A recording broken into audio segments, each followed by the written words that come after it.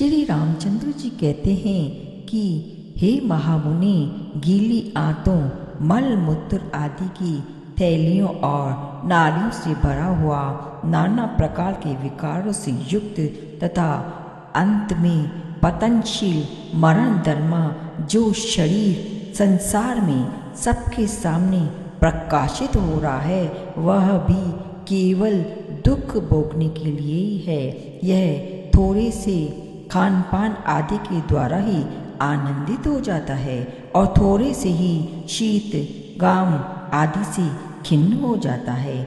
अतः इस शरीर के समान गुणहीन, शोचनीय और अधम दूसरा कोई नहीं है।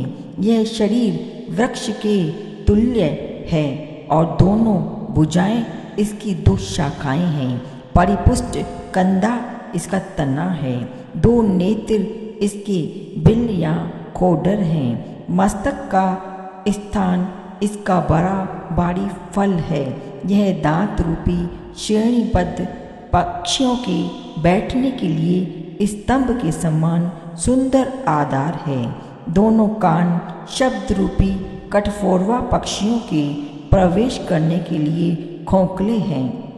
हाथ और पैरों की अंगुलियां इसकी सुंदर पल्लव हैं। गुल्म नामक पेट का रोग इसकी फैली हुई लताएं अथवा जारियां हैं। यह कर्म करने के लिए पंचभूतों के समूह से संगठित हुआ है। जीव तथा ईश्वर रूप पक्षियों ने इस पर अपने घोंसले बना रखे हैं। दांत रूपी केसरों से सुशोभित, उत्पत्ति विनाशशील तथा मंद हास में विकार से युक्त हर्ष रूपी फूलों द्वारा यह शरीर वृक्ष सदा अलंकृत होता रहता है। सुंदर कांति ही इसकी छाया है। यह देह रूपी वृक्ष जीव रूपी पक्षियों का विश्राम स्थान है। इसे किसका आत्मीय कहा जाए और किसका पराया, इसके ऊपर आस्था और अनास्था ही क्या हो सकती है। हे तात, भवसागर तथा नदी आदि को पार करने के लिए बारंबार अपनाई गई देहलता एवं नौका में कौन आत्मीयता की भावना कर सकता है।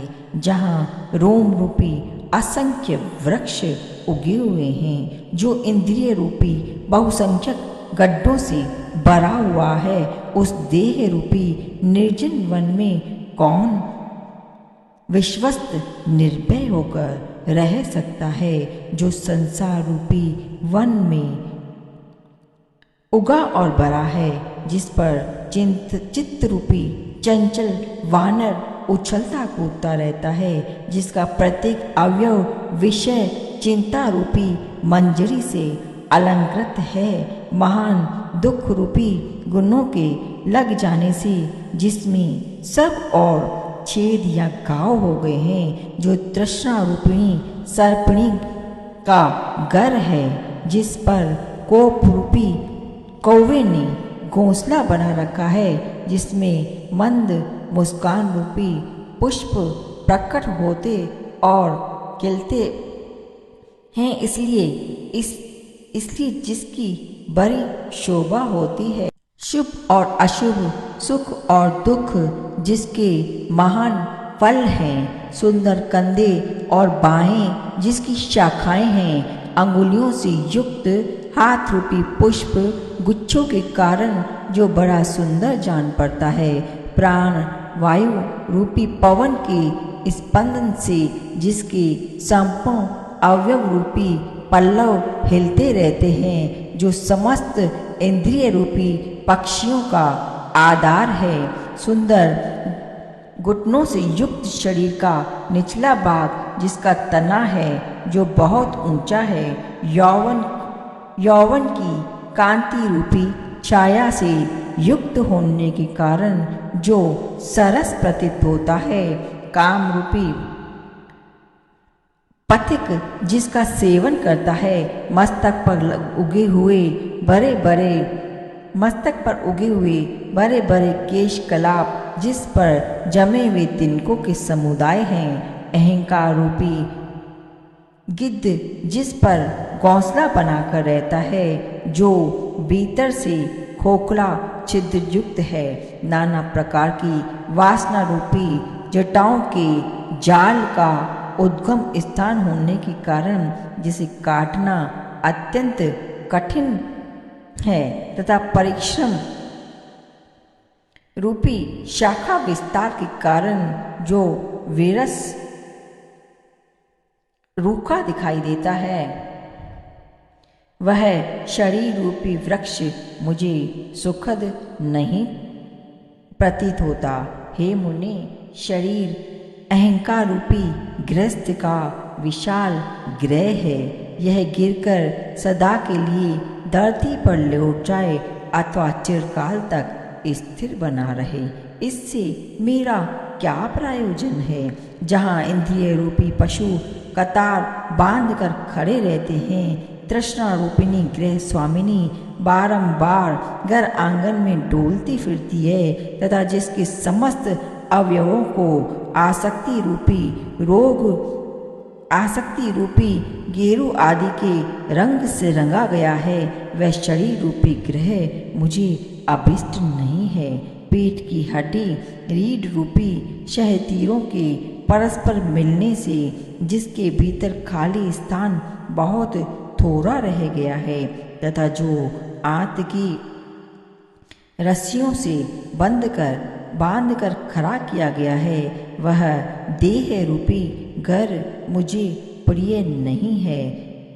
सब और नस नाड़ी और आंतों की रस्सियां फैली हुई है, जिसमें रक्त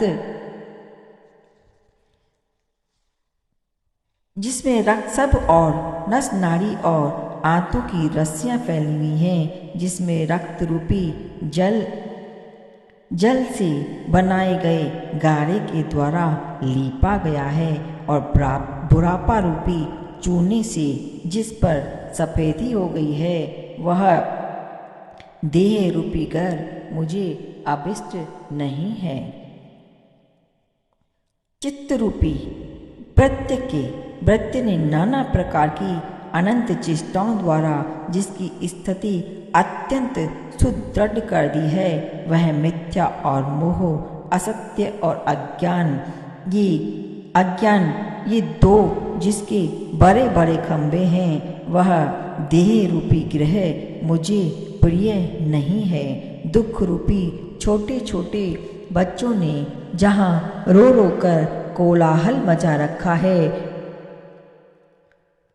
निद्रा रूपी सुख शैया के कारण जो मनोरम प्रतीत होता है तथा जिसमें दुश्चेष्टाओं रूपी दासी निवास करती है, वह देह रूपी घर मुझे प्रिय नहीं है। हे मुनीश्वर, जो मल आदि दोषों से युक्त विषय समूह रूपी बर्तनों तथा अन्यान्य उपकरणों से ठसाठस भरा हुआ है तथा जिसमें अज्ञान रूपी नोंछा लगाया हुआ है, वह देह रूपी रोग मुझे अभिष्ट नहीं है। घुटना उसका मस्तक है, गुल्म रूपी आधार काष्ठ स्थित जो पिंडलियां हैं, वे मानो खंभे हैं। घुटना उसका मस्तक है, वह जिसके उद्रस्त स्तंभ का आधार है तथा दोनों बड़ी बड़ी भुजाएं दो आड़ी लकड़ियों के समान जिसे दृढ़ता पूर्वक धारण करती है, वह देह रूपी घर मुझे अभिष्ट नहीं है। हे ब्रह्मन, जहाँ ज्ञानेन्द्रिय रूपी जरोखों के भीतर प्रज्ञा रूपिणी गृह स्वामिनी क्रीड़ा कर रही है तथा चिंता रूपिणी पुत्रियां खेल रही हैं, वह देह मुझे प्रिय नहीं है। जो सिर के केश रूपी छाजन से छाया हुआ है, कान रूपी शोभा रूपी चंद्रशालाओं से सुशोभित है तथा कुछ लंबी अंगुली रूप काष्ठ चित्रों से सुसज्जित है। यह शरीर रूपी ग्रह मुझे प्रिय नहीं है, जिसकी समस्त अंग रूपी भित्तियों के समूह में रोम रूपी घने जौ के अंकुर उगे हैं। वहाँ जहाँ पेट का गड्ढा कभी नहीं भरता, ऐसा देह रूपी गेह मुझे नहीं चाहिए, जिसमें नख रूपी मकड़ियों का निवास है, जहाँ भूख रूपी कुतिया निरंतर शोर मचाए रहती है, तथा जिसमें भयानक शब्द करने वाली प्राणवायु सदा चलती रहती है। ऐसी देह गेह की प्राप्ति मुझे प्रिय नहीं है, जहाँ श्वास प्रवास के रूप में वायु के वेग का निरंतर भीतर बाहर आना जाना लगा रहता है, और जिसकी इंद्रिय रूपी खिड़कियाँ सदा खुली रहती है, वह देह रूपी घर मुझे कभी इष्ट नहीं है, जिसके मुख रूपी दरवाजे पर जिह्वा रूपिणी वानरी सदा डटी रहती है, अतएव जो भयंकर दिखाई देता है, तथा जिसके दांत रूपी हड्डियों के टुकड़े स्पष्ट दृष्टिगोचर होते हैं, वह शरीर रूपी घर मुझे नहीं चाहिए। यह देह गेह त्वचा रूपी चूने के लेप या पलस्तर से चिकित्सा से चिकना किया हुआ है। नाड़ी रूप यंत्रों के संचार से यह चंचल बना रहता है, और मन रूपी सुंदर चूहे ने इसमें सब ओर से बिल बना रखे हैं, बिल खोद रखे हैं, इसलिए यह मुझे प्रिय नहीं है। जो मंद मुस्कान रूपी दीपक की प्रभा से क्षण भर के लिए उल्लासित हो उठता है, एक ही क्षण में आनंद उत्सव से सुंदर दिखाई देता है, और फिर क्षण भर में ही अज्ञान अंधकार से व्याप्त हो जाता है। वह शरीर रूपी घर मुझे प्रिय नहीं है, जो असंख्य रोगों का घर है, झुर्रियों तथा पके हुए बालों का नगर है, और समस्त मानसिक चिंताओं का दुर्गम वन है। वह देह गेह मुझे प्रिय नहीं है।